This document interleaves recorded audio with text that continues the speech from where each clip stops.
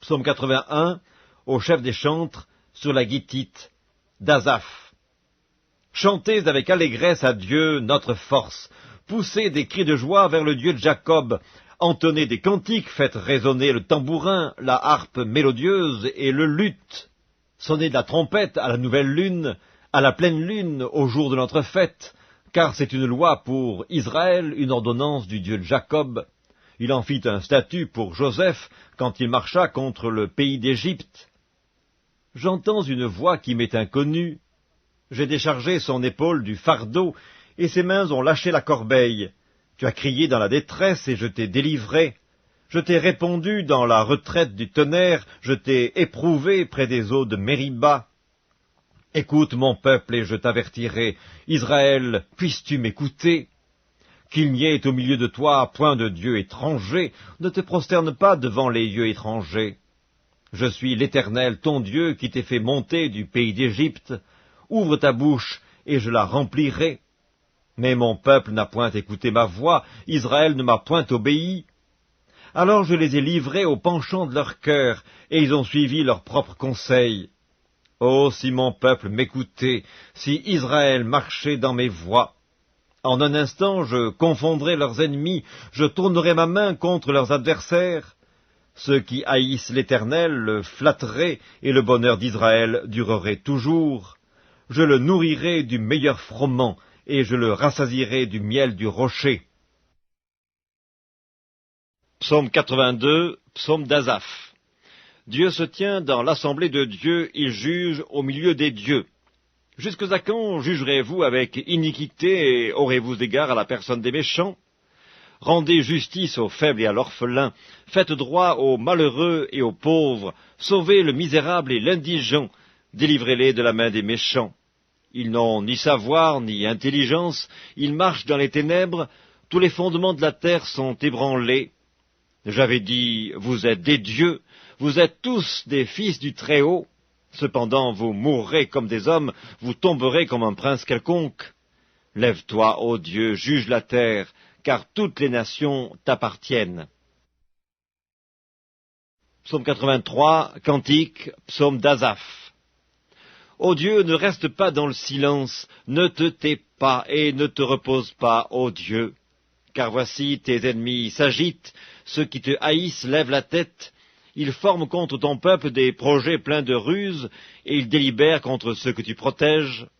Venez, disent-ils, exterminons-les du milieu des nations, et qu'on ne se souvienne plus du nom d'Israël. Ils se concertent tous d'un même cœur, ils font une alliance contre toi. Les tentes d'Édom et les Ismaélites, Moab et les Agaréniens, Guébal, Ammon, Amalek, les Philistins avec les habitants de Tyr. La Syrie aussi se joint à eux, elle prête son bras aux enfants de Lot. Traite-les comme Madian, comme Sisera, comme Jabin au torrent de Kison. Ils ont été détruits à Endor, ils sont devenus du fumier pour la terre. Traite leurs chefs comme Horeb et Zeb, et tous leurs princes comme Zébak et Tsalmuna, car ils disent « Emparons-nous des demeures de Dieu ». Mon Dieu, rends-les semblables aux tourbillons, aux chaumes qu'emporte le vent, au feu qui brûle la forêt, à la flamme qui embrase les montagnes. Poursuis-les ainsi de ta tempête, et fais-les trembler par ton ouragan. Couvre leur face d'ignominie, afin qu'ils cherchent ton nom, ô Éternel, qu'ils soient confus et épouvantés pour toujours, qu'ils soient honteux et qu'ils périssent.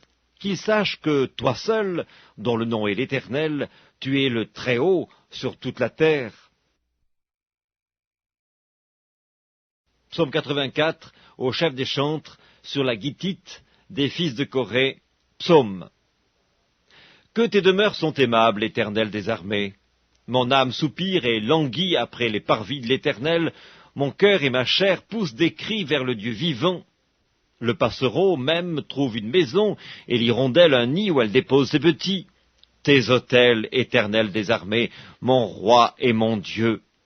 Heureux ceux qui habitent ta maison, ils peuvent te célébrer encore. Heureux ceux qui placent en toi leur appui, ils trouvent dans leur cœur des chemins tout tracés. Lorsqu'ils traversent la vallée de Bakka, ils la transforment en un lieu plein de sources, et la pluie la couvre aussi de bénédictions. Leur force augmente pendant la marche, et ils se présentent devant Dieu à Sion. Éternel, Dieu des armées, écoute ma prière, prête l'oreille, Dieu de Jacob. Toi qui es notre bouclier, vois, ô Dieu, et regarde la face de ton oint. Mieux vaut un jour dans tes parvis que 1000 ailleurs. Je préfère me tenir sur le seuil de la maison de mon Dieu plutôt que d'habiter sous les tentes de la méchanceté. Car l'Éternel Dieu est un soleil et un bouclier, l'Éternel donne la grâce et la gloire. Il ne refuse aucun bien à ceux qui marchent dans l'intégrité. Éternel des armées, heureux l'homme qui se confie en toi. Psaume 85, au chef des chantres, des fils de Corée, psaume. Tu as été favorable à ton pays, ô Éternel, tu as ramené les captifs de Jacob, tu as pardonné l'iniquité de ton peuple, tu as couvert tous ses péchés. Tu as retiré toute ta fureur, tu es revenu de l'ardeur de ta colère. Rétablis-nous, Dieu de notre salut, cesse ton indignation contre nous. T'irriteras-tu contre nous à jamais? Prolongeras-tu ta colère éternellement? Ne nous rendras-tu pas à la vie afin que ton peuple se réjouisse en toi? Éternel, fais-nous voir ta bonté et accorde-nous ton salut. J'écouterai ce que dit Dieu, l'Éternel, car il parle de paix à son peuple et à ses fidèles, pourvu qu'il ne retombe pas dans la folie. Oui, son salut est près de ceux qui le craignent, afin que la gloire habite dans notre pays. La bonté et la fidélité se rencontrent, la justice et la paix s'embrassent, la fidélité germe de la terre, et la justice regarde du haut des cieux. L'Éternel aussi accordera le bonheur, et notre terre donnera ses fruits.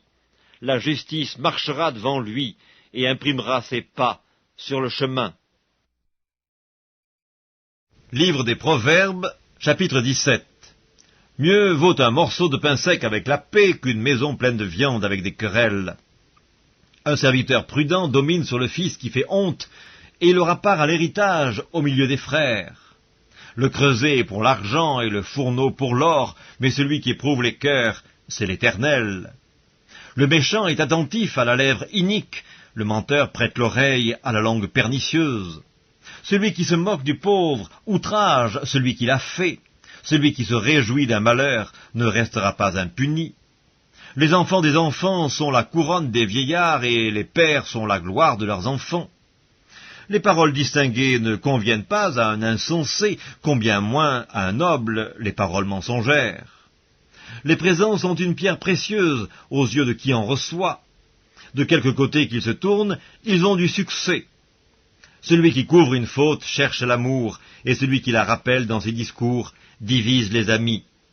Une réprimande fait plus d'impression sur l'homme intelligent que 100 coups sur l'insensé. Le méchant ne cherche que révolte, mais un messager cruel sera envoyé contre lui. Rencontre une ours privée de ses petits, plutôt qu'un insensé pendant sa folie. De celui qui rend le mal pour le bien, le mal ne quittera point la maison. Commencer une querelle, c'est ouvrir une digue. Avant que la dispute s'anime, retire-toi. Celui qui absout le coupable et celui qui condamne le juste sont tous deux en abomination à l'Éternel. À quoi sert l'argent dans la main de l'insensé? À acheter la sagesse, mais il n'a point de sens. L'ami aime en tout temps, et dans le malheur il se montre un frère. L'homme dépourvu de sens prend des engagements, il cautionne son prochain. Celui qui aime les querelles aime le péché, celui qui élève sa porte cherche la ruine. Un cœur faux ne trouve pas le bonheur, et celui dont la langue est perverse tombe dans le malheur. Celui qui donne naissance à un insensé aura du chagrin, le père d'un fou ne peut pas se réjouir. Un cœur joyeux est un bon remède, mais un esprit abattu dessèche les eaux. Le méchant accepte en secret des présents pour pervertir les voies de la justice. La sagesse est en face de l'homme intelligent, mais les yeux de l'insensé sont à l'extrémité de la terre. Un fils insensé fait le chagrin de son père et l'amertume de celle qu'il a enfantée. Il n'est pas bon de condamner le juste à une amende, ni de frapper les nobles à cause de leur droiture. Celui qui retient ses paroles connaît la science, et celui qui a l'esprit calme est un homme intelligent. L'insensé même, quand il se tait, passe pour sage. Celui qui ferme ses lèvres est un homme intelligent.